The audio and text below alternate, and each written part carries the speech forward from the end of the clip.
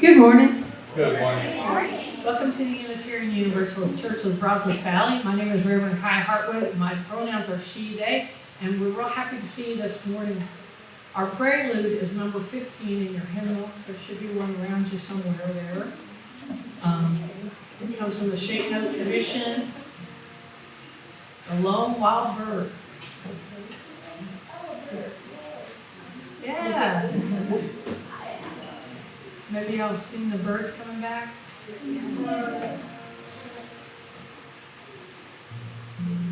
Well, I'll mention something.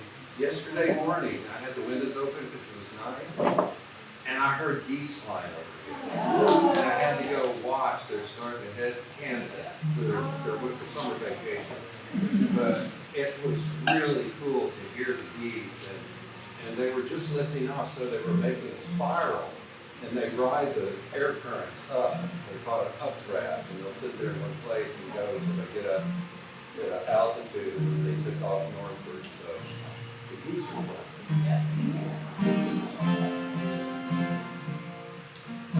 Oh, wild bird in lovely flight is still with thee, nor leaves thy sight. And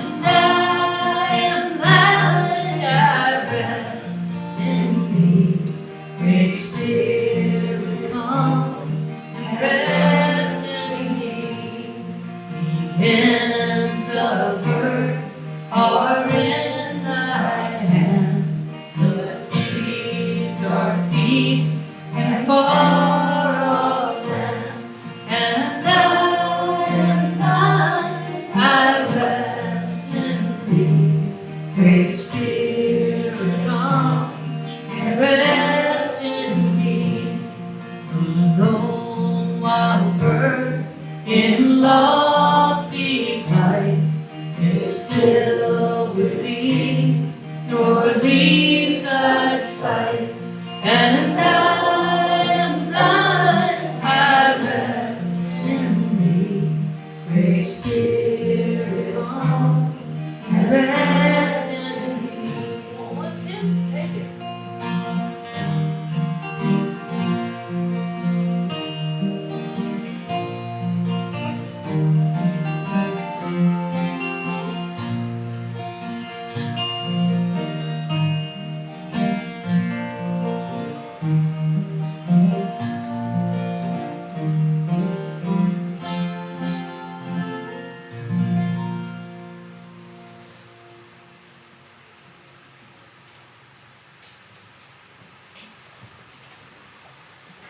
morning and welcome to the Unitarian Universalist Church of the Brazos Valley, or UUCBV, and for short we say the Brazos UU.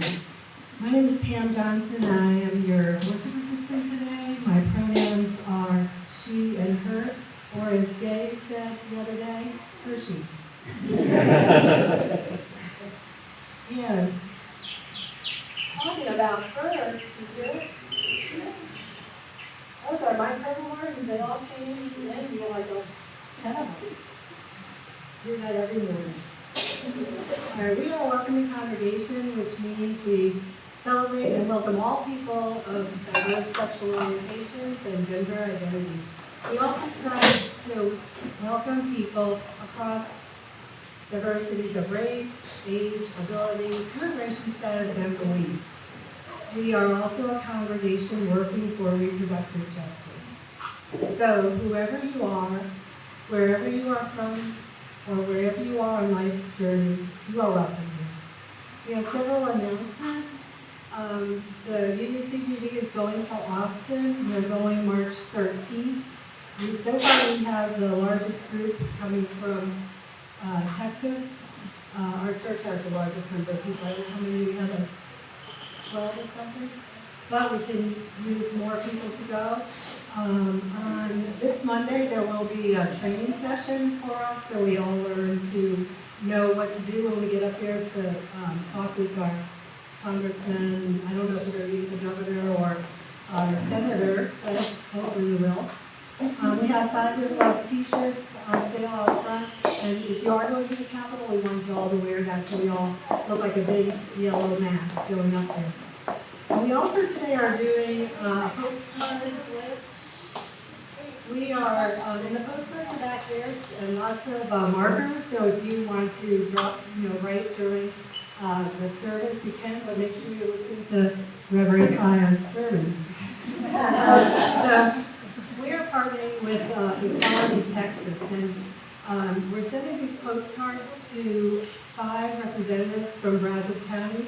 So they're Governor Greg Abbott, Lieutenant Governor Dan Patrick, House Speaker Dave Phelan, Congressman Michael T. McCall, and Texas Senator Charles Schwarzenegger. Now, did you know that there are over 25 anti-LGBTQ bills up in the Texas legislation today? And we're hearing more and more about them all over the country. So this is going to be really simple. You just get one of these postcards, you put the name of Governor Abbott on front, you write your return address there so they know that you are from Brazos County. And then there are 3 different sentences you can write. Please vote no on bills restricting medical care for trans kids. Like, why is it their business? Please vote no on bills eliminating LGBTQ information in schools. And please vote no on bills imposing drag show bans. So those are the 3 we're going to be working on. And I believe Darby has an announcement to make.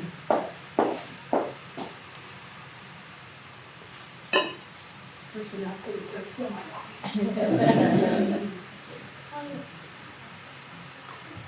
Good morning. I'm Darby, and I am one of the co-chairs of the stewardship campaign for this year. My other co-chair is Carolyn Clark. Unfortunately, she couldn't be here today, but it has been a softer launch than you may have noticed in years past, that it has launched. Check your mailboxes here in the next couple of days. Our official stewardship information should be coming to you very soon. But I'm happy to talk with you about it today. I even made a sign and hung it around my neck so you would be able to find me. I do have stewardship forms here. What I will let you know is that we're not doing cottage dinners or any sort of big event. What we're doing instead to invite your generosity this year is actually giving away some fun prizes. So by doing things like turning in your form and turning in your form early and increasing your pledge from last year, you earn tickets. The tickets you have the opportunity to put into buckets for really fun prizes. So I can talk to you about the prizes, I can talk to you about how we use tickets. And I can give you some information from the UUA about how we recommend that you might decide to give as a family. So come and see me. I've got paperwork, and I'm happy to chat anytime.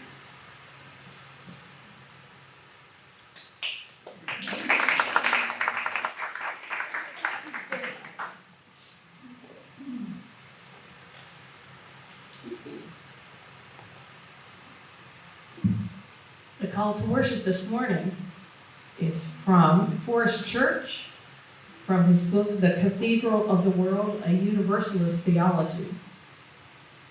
Members in the commonwealth of God are not bound together by the specifics of their religion, for the nature of our interdependency does not require this.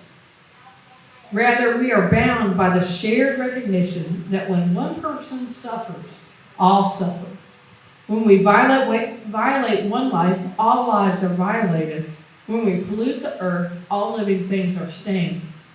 When the planet is in mortal danger, we hazard the future of our own children, as well as the children of our enemies.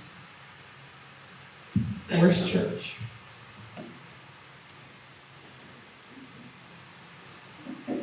Now it is time to light our chalice. Please say our chalice lighting words with me. They're up on the screen. We light the chalice, the symbol of our Unitarian Universalist faith, as a beacon of hope for all who seek justice, dignity, and compassion, and in celebration of the life of truth and meaning we share together. Now I'll please join me in saying our affirmation. Love is the spirit of the church, and the service is its gift. This is our great covenant, to dwell together in peace, to seek the truth in love, and to help one another.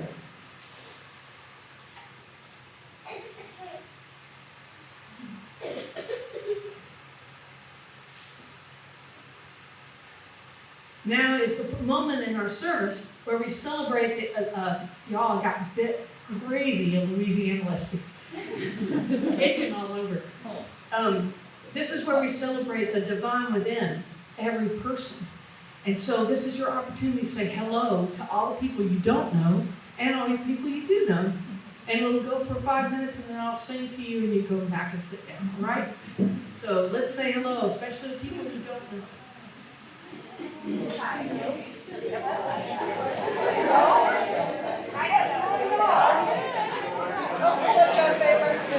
Pageant waving from behind us.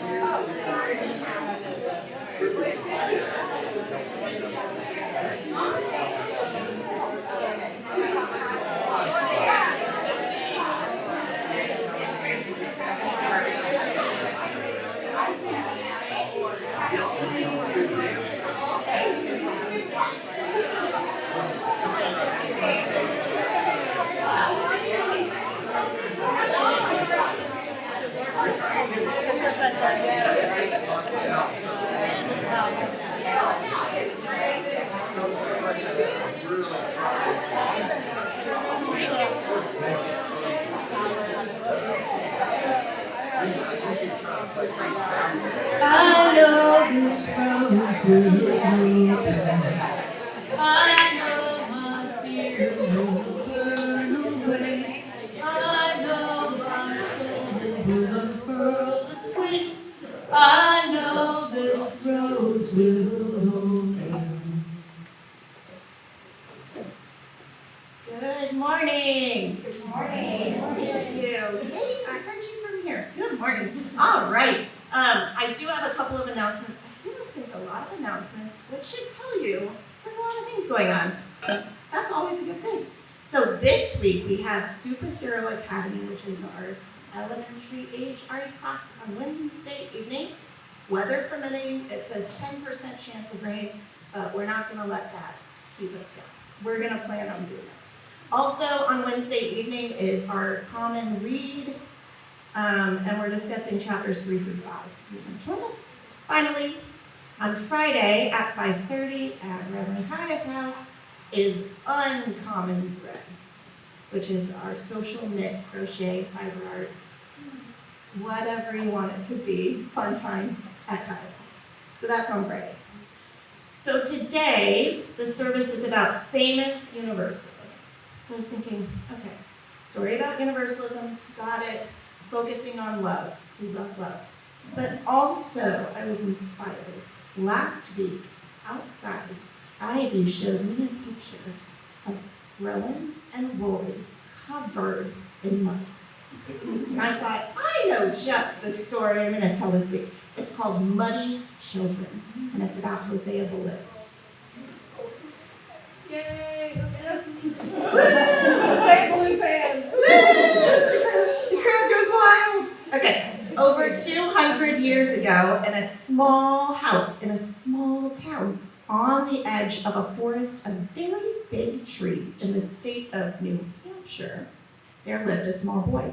His name was Hosea Blue. Hosea Baloo, there you go. Hosea, just like other children, liked to learn and do new things. He was always asking questions about what and why and how.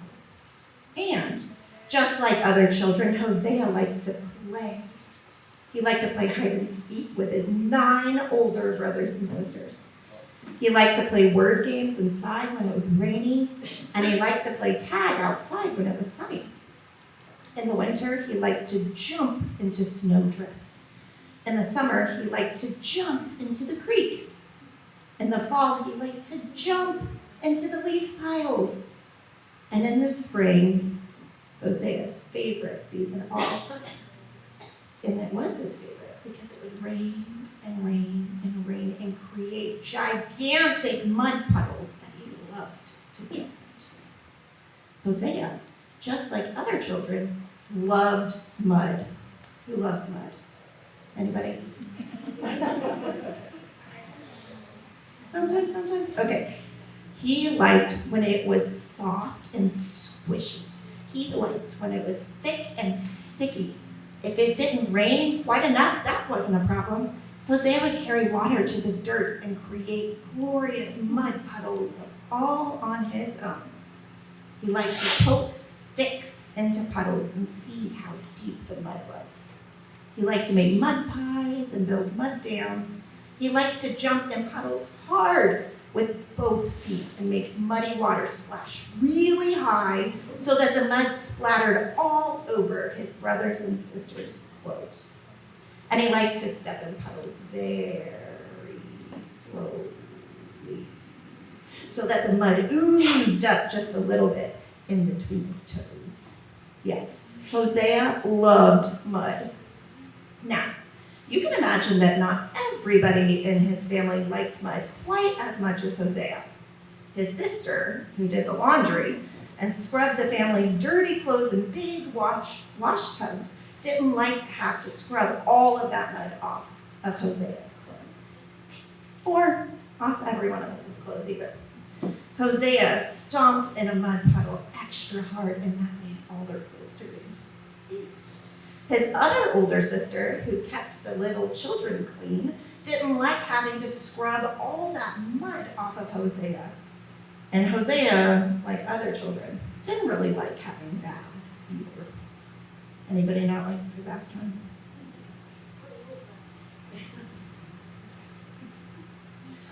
All right, but his sisters loved him, so they took him home and washed him and dried him and made him clean. Then Hosea's sisters went to their father and said, "Father, will you please tell Hosea to stop playing in the mud?" "Hosea," that's his father. "Hosea," said his father, very sternly, "you should not play in the mud." "Why?" asked Hosea, just like other children liked asking a bunch of questions. "Because," said his father, who was a Baptist preacher, "just as we try to live a good life, to be kind to other people, and to follow God's plan, we try to stay clean." "Yes, Father," Hosea said, and after that day, he really tried to stay clean, but it wasn't easy. He stopped stomping in the mud puddles on purpose and splashing the muddy water everywhere He stopped making enormous mud pies, but sometimes the mud was just there. He had to walk through the mud to get the eggs from the chickens. He had to walk in the mud to feed the pigs. And sometimes, when he was already muddy from doing his chores, he really didn't see what was so wrong with playing in the mud. A little bit. And his sisters who loved him took him in, washed him, and dried him, and made him all clean. But Hosea's sisters went to their father again and said, "Father, please, tell Hosea to stop playing in that mud." "Hosea," he said even more sternly, "you must not play in the mud." "Yes, Father," Hosea said. He was sad because he had truly tried to not get muddy most of the time. "Are you very angry with me?" he asked his father. "I'm a little disappointed in you, Hosea, and to be honest, I am a little angry with you." Hosea hung his head and kicked at the dirt with his toes. Then he dared to look up just a little to ask, "But do you still love me?" "Hosea," said his father, and his father didn't really sound stern anymore. "I will always love you, Hosea, no matter what you do. Even if I get muddy again, yes. Even if I get really, really muddy, yes.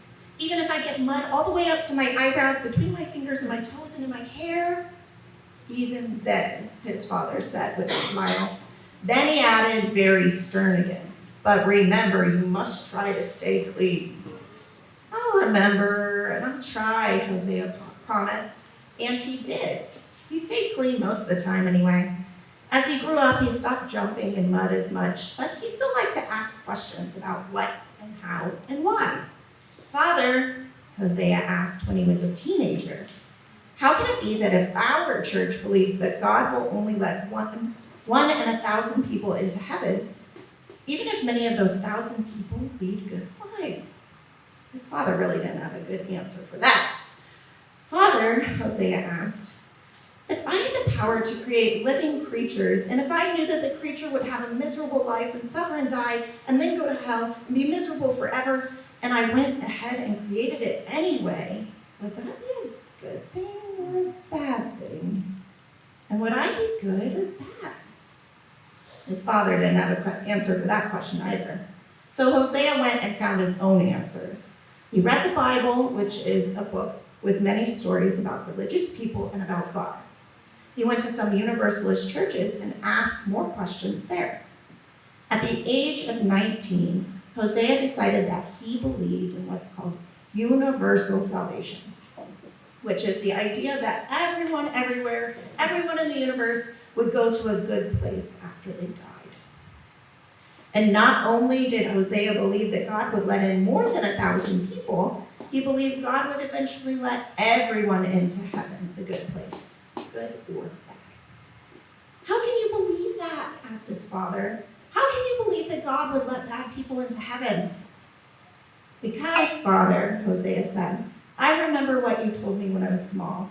I believe that even if God is disappointed with people or a little angry with them, God will always love them and want them to be happy no matter what they do and no matter how muddy they are. So I invite you to come jump into Ari with me, and we'll try not to get too muddy." And would everyone else sing us out, please? Thank you.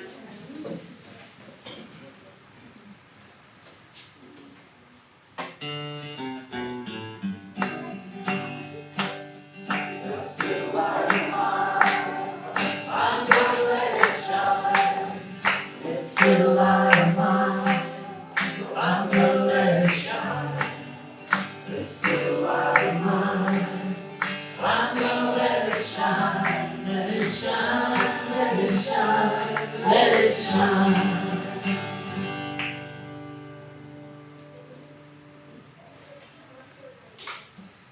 Y'all turn to page 30 in your hymnal. We're gonna sing "Over My Head."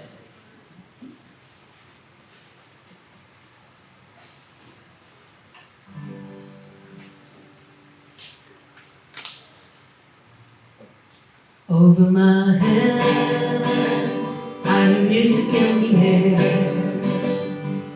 Over my head, I hear music in the air.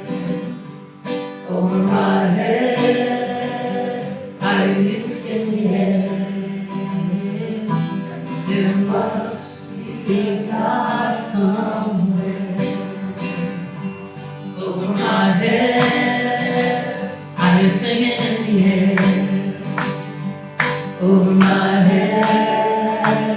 I can sing in the air.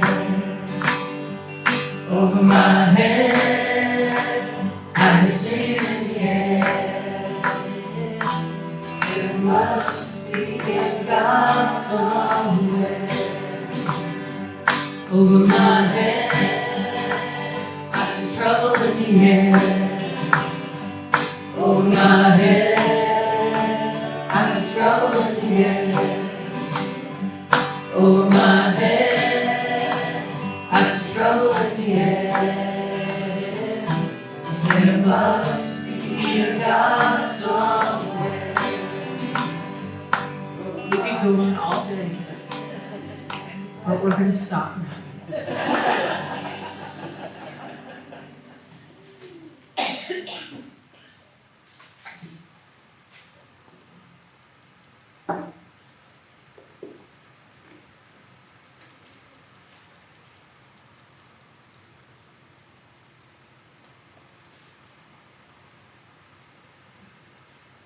Now is the time in our service where we share our joys and successes and wonders and new babies. So let's just celebrate the new baby. I want a whole lot of awe. Let's go. Oh. That baby is so pretty. Wonderful.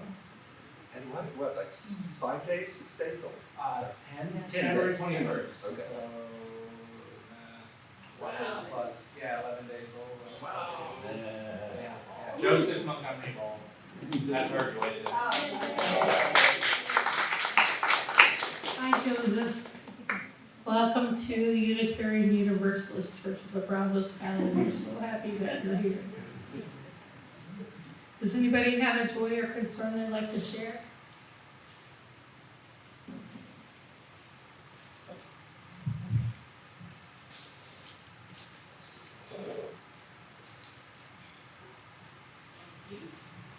I am Faye Webb, she, her, she. Yesterday, Friday, there was a bill filed in legislation that requires the state to develop an independent oversight office over the prison system. So right now, when people have a problem in prison, they go to people in prison to solve the problem. So now this independent oversight committee will hear the complaints of the families and get outsiders to look at the problem and try to solve the problem. I don't know the number of that bill, but I can give it to you in the newsletter or something.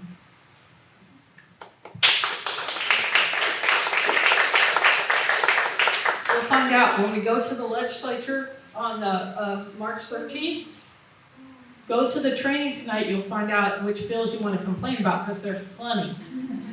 I mean, I'm not supposed to talk about that, but I'm telling you, there's plenty that we don't like, and we need to speak up, and we're going to get a chance to meet our representative for us.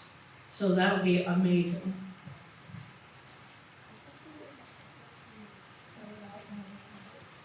Oh, sure. Okay, I may start crying. Last night I got one of those dreaded phone calls. My cousin Stephen called to let us know that his sister Ruth had died in her sleep. It looks like it was a silent heart attack. So I'm grateful that maybe it was painless and fast. Ruth is an intensely private person, and she does not want any kind of a memorial service at all. But I want to just briefly celebrate her, because she was the glue that really held all of his cousins on my father's side of the family together. She very strongly opinionated, and at the same time, brilliant, kind, and compassionate. So we all sought her out, and it is a tremendous loss. And the rest of us are going to have to figure out how we are going to really support each other.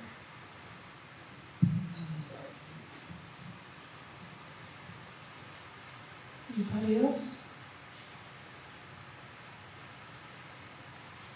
Okay, we'll light one for all the unspoken.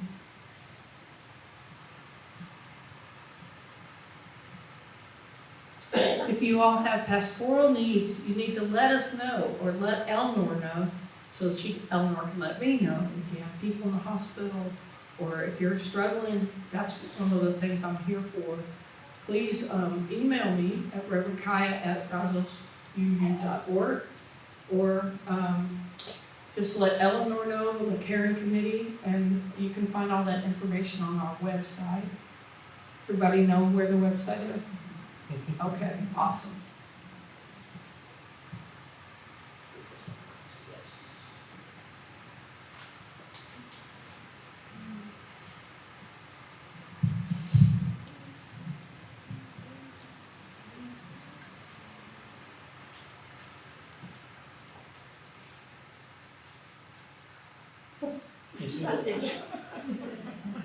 Y'all really, I made the mistake of laying on a blanket next to a swamp in Louisiana. Was that stupid? That was stupid. So this morning we're talking about famous Universalists. Now, of course, there's more famous Universalists than I can possibly talk about in 20 minutes, but I'm going to talk about a few of them. And first off, I want to ask you if you know any. Does anybody know a famous Universalist? Not a Unitarian Universalist, a Universalist. Besides who we just talked about. Horace Mann. Horace Mann, awesome. P.T. Barnum? P.T. Barnum. Yep. It didn't take with him. Who else y'all got in mind? Thoreau is a Unitarian. Fuller. Margaret Fuller is a Unitarian. Oh, sorry about that. It's okay. She's pretty, I mean, her writings and stuff. You know, what's Universalist mean? Universal salvation. Universal salvation. Okay. Here are the things that you need to know about Universalism. Early Christians were Universalists. This whole thing about hell and burning for eternity is a pretty late in the game idea. So before Augustine and before Roman Catholicism comes into play, before Christianity becomes the Roman religion, most of the early Christians were Universalists. And what does that mean? It means they didn't believe that people were going to burn. It means they didn't believe in original sin. You weren't born, that baby was not born a sinner. That baby is born divine, with a divine spark like we all have, right? Okay, so these are the common things. Now, Universalism is in every religion you can think about. I'll prove it.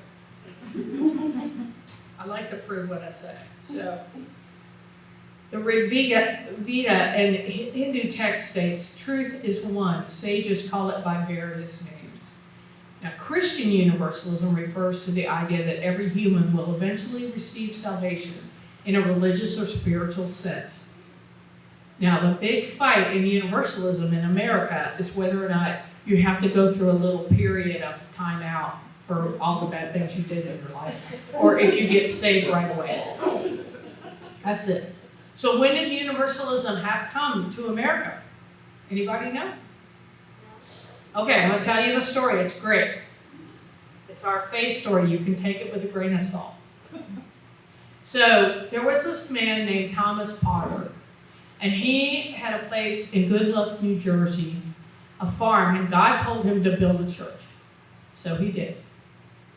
And he just waited. In the meantime, there was a fellow from England named John Murray who heard, he was a Methodist preacher. He had heard this guy named George Whitefield, who was a very famous early Methodist preacher. And he heard, John Wesley, and he was a Methodist preacher and everything was going great. And then he heard this Welsh guy named John Relly, Riley, and he preached universal salvation. He was a Universalist. Well, it got him and John Murray kicked out of the Methodists. Meantime, John Murray's family all got sick and died. His wife, his kids. And he was in despair, and he decided to move to America. So he gets on a ship. And he goes, and right off the coast of Good Luck, New Jersey, there was a big storm, and they got on a sandbar, and they couldn't get off the sandbar. What do? They get in a boat, and they're going to go get some water and food and stuff. So he goes, and they knock on Thomas Potter's door. Thomas Potter finds out that John Murray is a preacher, and he says, "Oh, great. You'll be here on Sunday. I'll invite my friends. You can preach in my church. I built this church for you." John Murray's like, "Right now I'm in existential despair. My whole family died. I'm not really on speaking terms with God right now. I'm not in the mood to preach." And then finally Thomas Potter, being very strong-willed, he said, "Well, if you're still here on Sunday, you'll preach on Sunday." So John Murray said, "Oh, okay," because he thinks he's going to get off the sandbar. The weather, the tide's going to rise and they're going to get off the sandbar. Sunday comes. He's not off the sandbar. So he has to preach. That's the first Universalist sermon in America. So then he moves to I can't say that. Gloucester? Massachusetts? Okay, good. Thank God somebody knows how to say it. Okay, well that's where the first Universalist church gets built. And then they go from there. Now, John Murray believed in that you have to pay a little bit for your sins. Just, for a couple of weeks. Like a spa visit. And then eventually you get universal salvation. So, I love that story, and you can still go there. It's called Murray Grove, and you can go there and see the chapel and go to a camp, a Universalist camp. But it's now part of the Unitarian Universalism. Y'all know when the merger happened? 1961, yes, exactly. There are actually still Christian Universalists that have their own association that didn't want to hang out with the heathens. So that's true. Now later on, we get some other interesting people from the religious point of view. I want to tell you about Hosea Ballou, who gets muddy, right? But he's important because he is the one who said, "Wait a minute, God's not going to burn you." So the big story on him, there's a couple of really great stories on him. But he was a Baptist preacher, and he heard Universalism, and he heard about a guy who was in Georgia named George Benneville, came from France. He was a physician. And George Benneville preached Universalism, and he wrote a book. Now, a lot of people didn't read that book till later. One, because not everybody could read, and two, because Enlightenment happened, which made people question everything. So this period in the 1700s, the period where we get the American Revolution, is just ripe with people arguing about religion. They're reading the Bible for themselves. They're thinking for themselves. They're using the scientific method on the Bible, which creates very unusual conversations where people are like, "Well, I disagree about this." This is kind of like that medieval period where people are arguing about how many angels are standing on the head of a pin. It's that kind of thing. America is rocking with wild ideas. The Universalist Church is one of the biggest churches in the country at this time. Number 2. It was number 2. So you've got the pilgrims and people coming over, and they're paying their taxes and building a church in town. Well, the Universalists start coming up, and they're like, "Hey, why do we have to pay taxes to build your church when we're going to church over here? In fact, we're paying fines because we're not going to your church."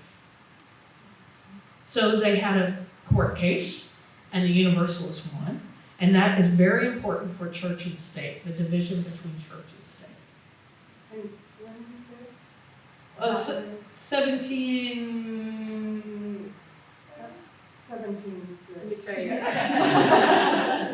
Yeah. John Murray happens about in the 1770s, and then a little bit. But he marries one of the first feminists, very important woman named Judith Sargent Stevens Murray, and she was born in 1751, so she's a little bit younger than her husband. But she was a playwright and a poet and a feminist in the 1700s. She lived a really long time. She was very influential. She wrote an essay called On the Equality of the Sexes. So the DNA of equality for women in Universalism is there from the very beginning. It's kind of cool. So Hosea Blue is born in 1771. And he ends up finally in Boston. But the stories on him that you need to know are good like this. So, man comes to him, his son is drinking too much, which a lot of people did then, because they weren't drinking water, they were drinking cider, right? So, this man, his son is drinking all the time, and he's, Pastor, what should I do? And Hosea Blue says, okay, well, let's build a bonfire. The man kind of taken back, but he's like, okay. And he says, why? He says, well, we're going to burn your son for making a mistake, or for drinking too much. And the man's like horrified. And then Hosea stops him and says, hey, if you do you think you are a better parent than God? If you won't burn your own son for making a mistake, why do you think God will burn you for making a mistake? God made you. God loves you no matter what you do, no matter how much mud you get in. Right? So that's a perfect story. I use that story a lot when I'm talking to the Christian boys at the food pantry. But you see what I'm saying? This is a standard Hosea Blue story. He wrote a lot of hymns. He's in the Shape Note hymnal. And very few Universalist hymns are in our hymnal. It didn't come out 50-50 split. It wasn't a 50-50 joined together. So you're missing out on a lot of Universalist hymns. And a lot of Universalist hymns were written during a period of time where there were singing schools and shape note singing, and it wasn't based on the Germanic or European classical music. And so we lost a lot of those hymns. But if you go to a shape note sing, you can look up Hosea Blue. He's got quite a few hymns. He wrote quite a few hymns. And his nephew became the first president of Tufts University, which is where Universalists went to get ordained. Especially after the Civil War, a lot of women got ordained during that period of time. And they were one of the first denominations to let women be ministers, officially. Although there's a really early one named Maria Cook that's really interesting if you want to look her up. So I'm just telling you about people that I think are cool. The other story on Hosea Blue is he's riding along, circuit riding. You know what I mean by circuit riding? You're like on your horse and you're going from church to church because there's not enough ministers? Okay. So he's riding along with a Baptist minister and they're arguing about, theology. And he says, well, if you don't have hell, how are you going to make sure people are behaving? There's no stick, And he said, what's to keep me from hitting you over the head and stealing your horse? And Hosea Blue says, well, sir, if you were a Universalist, that thought would never have occurred to you. These are good stories, right? They're good stories. And these are our ancestors, and we should learn more about them. The Universalists are really complicated. They were very anti-slavery in a lot of places. Although some places in the South, it's really hard and complicated, just like the Unitarian Church. There's a lot of complications, but here's what we have in common. Unitarians and Universalists do not believe in original sin. Babies are not born sinners. You know, they don't like the whole idea of hell. Both denominations open up to a wider sense of sources. Like they read in Unitarianism, you see, in Transcendentalism, people started reading Hindu scriptures and Buddhist texts and things like Thoreau. He read a lot of that stuff. He was a hippie. He just was. And he was reading about all that stuff. And Thoreau influenced Gandhi. Gandhi influenced Martin Luther King Jr. It's like people are sparking off each other's ideas all the time. And Unitarians and Universalism had different roots. Like, both of them come from the Northeast, but Universalist churches were more middle-class people, more working-class people, where the Unitarians were the man. You were the people who were running the country. That's why we don't have any Universalist presidents. We have quite a few Unitarian presidents. You see what I mean when I say the man? You know what I'm talking about. Clara Barton is a Universalist. We can be proud of her. Red Cross, y'all. There's a lot of other. How many people have read A Wrinkle in Time? Madeline L'Engle. Universalist. She wasn't in the official church, but her writings and stuff support that. She's a Universalist. There are many other ones that you should know about, especially the women, and I'll preach about them sometime, because you should know, because the first woman minister in Texas was a Universalist. Her name was Mary Billings, and she got married in Waco at a place that was like called the Hall of Liberal Religion, and it was run by an atheist. Yeah. In Waco. Yeah. Yes, she was great. She basically built a church in Hyco. It was the center of Universalism in Texas. And she lent people money at 10% interest because she was really good with money. And she was a great secretary. And she wrote lots and lots of hymns. And she got the Universalist convention ordained her. So she was the first woman ordained. And there were other women who came down from Tufts University after the Civil War. And there were 6 or 7 or 8 of them in Texas early on, when it was still a battle between the Methodists and the Baptists and the Universalists. But Mary Billings, she died from a stroke, and she had not shared the jobs. This is a cautionary tale. So she did everything herself. She preached on Sunday. She handled the money. She was the secretary for the conference. She, paid for the church. She lent everybody in Hyco money. There you go. So when she died, all of a sudden of a stroke, that pretty much wiped out Universalism in Texas in 10 years. Cautionary tale. Don't do everything yourself. Right? Who else would you like to hear about? There's lots of them. So, Universalists are Christians, but they don't necessarily believe Jesus is divine.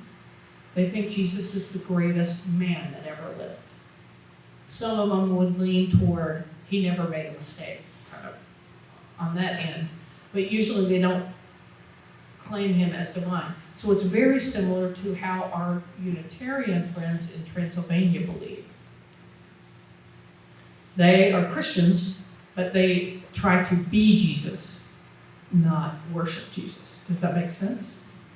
It's kind of cool if you think about it. I hope this will get you to explore more people.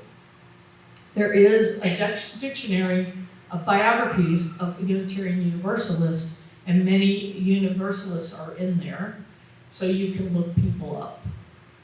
But I'll keep telling you about a Unitarian Universalist history, but I thought maybe we'd just support some of the Universalists They were very involved in the spiritualist movement in the 1900s. Like spiritualist churches. There's one still in Austin. If you're in Austin, in central Austin, and you want to see a spiritualist church, there's one there. And there's a couple of centers still going in upstate New York. But that's one of the things that dissipated the Universalist church. And the Universalist church did not like to be organized. Each church was its own thing, like we have polity, every church has its own polity, but they didn't even like to have a rough association. So when the merger happened, the president of the Unitarians kind of took over, and the Universalists were on the outs. So there was a lot of grumbling. If you meet an old person who grew up in a Universalist church, they might say, there's one of our songs in the hymnal, and nobody in power was a Universalist. But I think that it's a really strong, rich place to find a lot of spiritual nourishment, because these are people who were brave enough to tackle the big questions. If you were raised Christian in a traditional Christian way, then you probably have questions that Universalists were asking very early on in the late 1700s. So there might be some resources there for you. So you kept saying spiritualists. Yeah. What is that? Like a medium and you talk to dead people, that kind of thing. There was a lot of fraud in that movement, but the Universalists didn't necessarily catch the fraud, and it hurt their church quite a bit.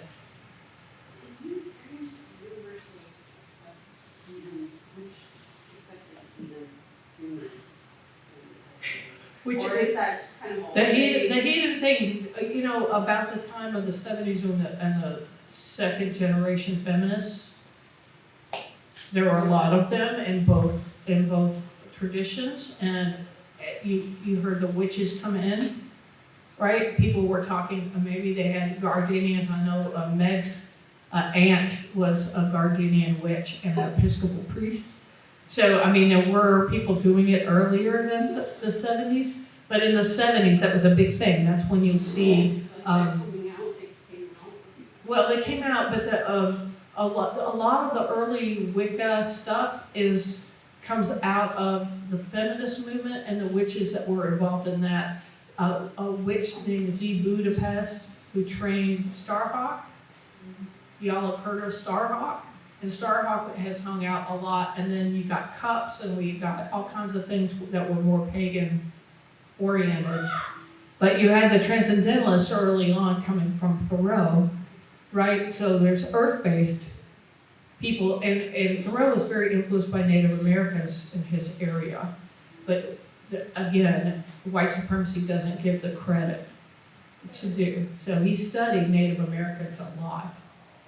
Thoreau, he was a naturalist, and that's what he learned from, but it wasn't, back then it was like you wrote your name on it. How many people have heard a song and you noticed that Pete Seeger had his name on it, or it was a black artist and then one of the DJs had their names on it? This is the same thing that happens with theology. Like Margaret Fuller, who we were talking about earlier. A lot of transcendentalist ideas come from Margaret Fuller, but the guys around her just borrowed the ideas and wrote them down, even though she had published it and was speaking at lectures about whichever thing. Self-reliance has a lot of Margaret Fuller in it, if you've read Emerson's Self-Reliance. So I think we have to judge it from their standards. It's like the white supremacy and the male supremacy was so strong in their training, they would never have thought anything about it. They would have thought, oh, I was just sitting there, a woman thought about that. She's my friend, I can steal that. And there's a lot of ideas that are like that from other religions. If we can talk about it sometime, a lot of early Universalists and Unitarians that were interested in Buddhism, the Congress of World Religions that was started by Unitarians, We have Unitarians going to these other countries and teaching them about their own religions. It's disgusting.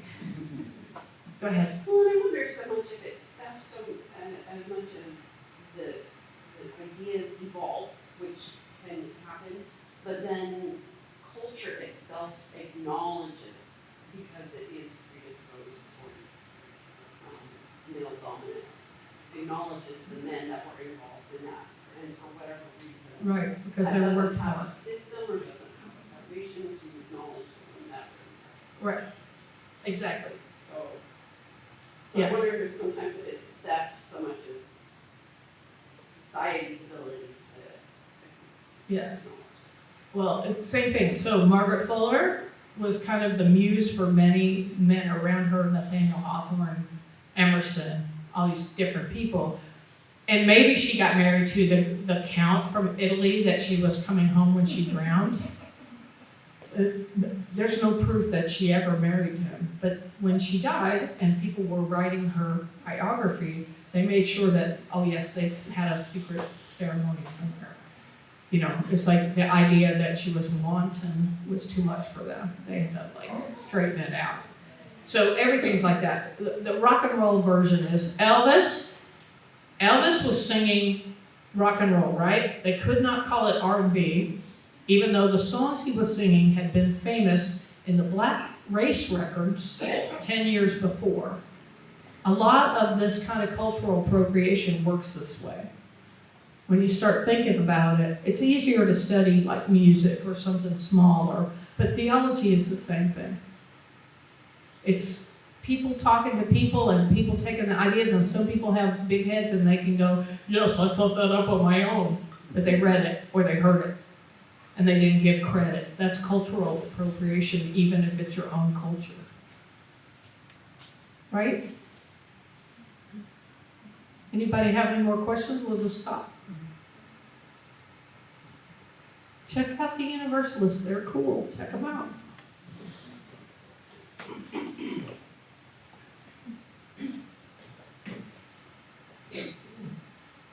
Now let's take an offering to sustain and strengthen this place, which is sacred to so many of us, a community of memory and of hope, for which we are now the keepers of the dream.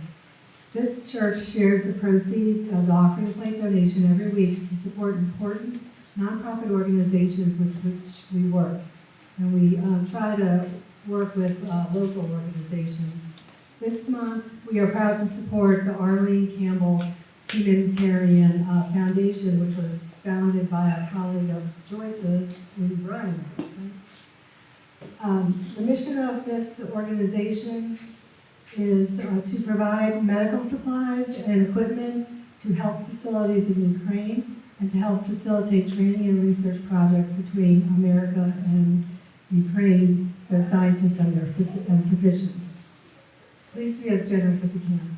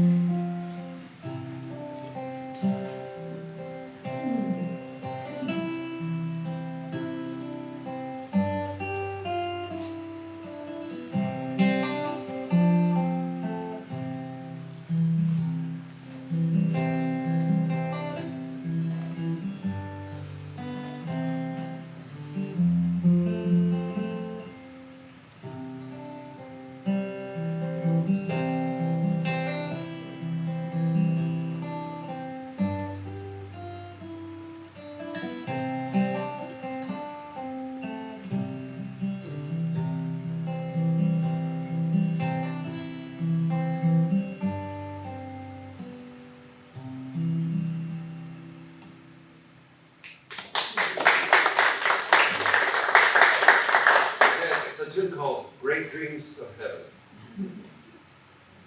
We give thanks for these gifts we have given, for those who receive, and for each other. May your generosity return to you tenfold. Now it's time to extinguish the chalice. Please join me in extinguishing the chalice with the words on the wall. We extinguish this flame, but not the light of truth, the warmth of community, or the fire of commitment. These we carry in our hearts as we gather together again. Remember the way of the wind and breathe and blow. Remember the way of the fire and sparkle and glitter and glow. Remember the way of the water and ebb and flow. Remember the way of the earth and grow.